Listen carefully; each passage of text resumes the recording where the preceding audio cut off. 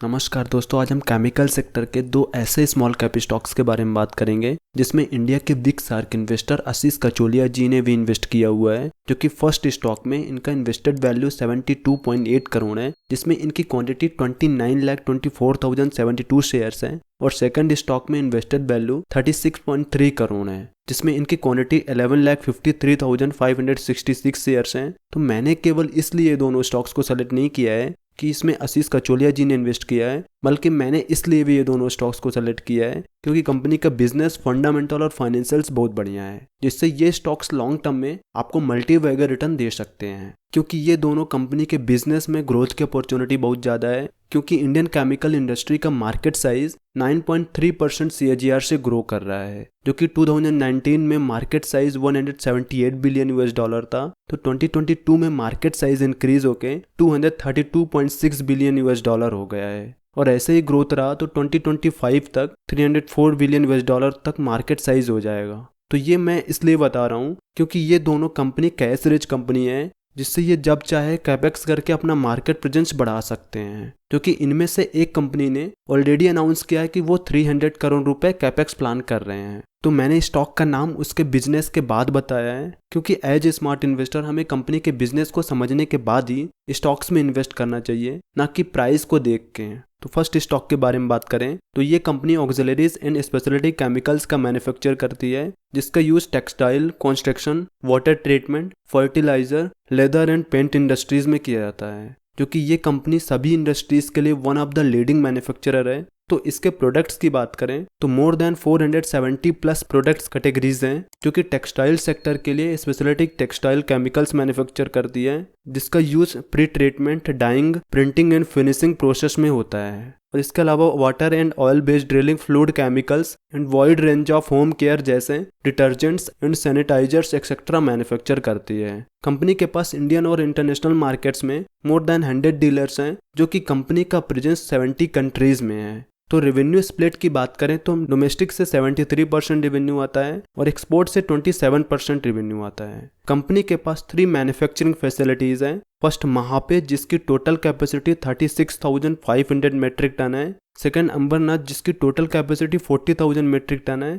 Third Malaysia में है, जिसकी टोटल कैपेसिटी 6,500 मेट्रिक टन है। लेकिन महापे प्लांट का यूटिलाइजेशन केवल 65% है और मलेशिया प्लांट का यूटिलाइजेशन 72% है। यानी कि कंपनी के पास अपने प्रोडक्शन को इंक्रीज करने के लिए कैपेसिटी है। कंपनी के कुछ की क्लाइंट्स हैं जैसे वेल्सपन, रेमंड, अरविंद, बॉम्बे डाइंग, पीडीलाइट एंड दीपक फर्टिलाइजर्स एक्सेट्रा है। तो जिस स्टॉक की हम बात कर रहे हैं उसका नाम है फिनोटेक्स केमिकल लिमिटेड। इसने ऑल टाइम में 993% का रिटर्न दिया है, जो कि ये अपने ऑल टाइम हाई से 32% डिस्काउंट पे मिल रहा है। तो चलिए स्टॉक का फंडामेंटल देख लेते हैं। तो इसका मार्केट कैपिटल 2,857 करोड़ है और स्टॉक पी 36.1 है, जबकि इंडस्ट्री पी 25.5 है। यानी कि ये अपने इंडस्ट्री से थोड़े ओवर वैल्यूएशन पे मिल रहा है। और अर्निंग पर शेयर 7 रुपीज़ के आसपास है। और रिटर्न ऑन कैपिटल एम्प्लॉयड 31.1% और रिटर्न ऑन इक्विटी 23.4% है, जो कि सही है। कंपनी के पास डेट केवल 19 लाख है, जबकि कंपनी के पास 277 करोड़ रिजर्व्स अवेलेबल है, जो कि ये इसका प्लस पॉइंट है। क्योंकि कंपनी कैश रिच है, जिससे ये अपना एक्सपेंशन कर सकती है। और इसका 3 ईयर सेल्स ग्रोथ 26.4% है और 3 ईयर प्रॉफिट ग्रोथ 35% है। इसके शेयर होल्डिंग पैटर्न की बात करें तो प्रमोटर्स के पास 65% होल्डिंग है, FIIs के पास 0.72% और DIs के पास 3.65% होल्डिंग है और पब्लिक के पास 30.64% होल्डिंग है। इसमें आशीष कचोलिया जी की होल्डिंग 2.64% है। और इसके फाइनेंशियल्स की बात करें तो इसके रेवेन्यू में कंटिन्यूसली ग्रोथ हो रहा है, जो कि 2018 में 143 करोड़ का रेवेन्यू हुआ था, तो 2022 में इंक्रीज होकर 368 करोड़ का रेवेन्यू हुआ है। और प्रॉफिट में भी अच्छा ग्रोथ हो रहा है, जो कि 22 करोड़ से इंक्रीज होकर 55 करोड़ हुआ है।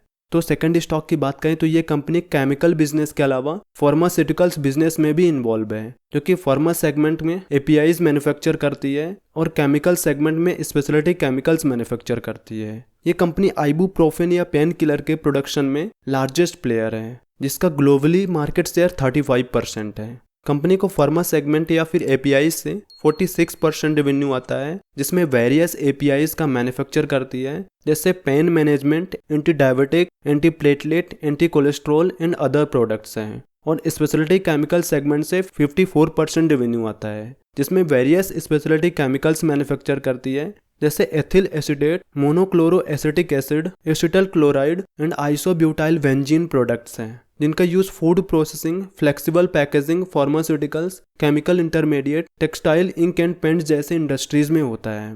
ये कंपनी आइसोब्यूटाइल बेंजीन का सेकंड लार्जेस्ट प्रोड्यूसर है, जिसका ग्लोबल शेयर 30% है। और जियोग्राफिकल वाइज रेवेन्यू की बात करें तो डोमेस्टिक से 75% रेवेन्यू आता है और एक्सपोर्ट से 25% रेवेन्यू आता है। कंपनी की total manufacturing capacity 1,48,250 metric tons per annum है और इसके अलावा कंपनी 300 करोड़ रुपए का कैपेक्स प्लान कर रही है, जिससे इसके ओवरऑल फाइनेंशियल्स में ग्रोथ होगा।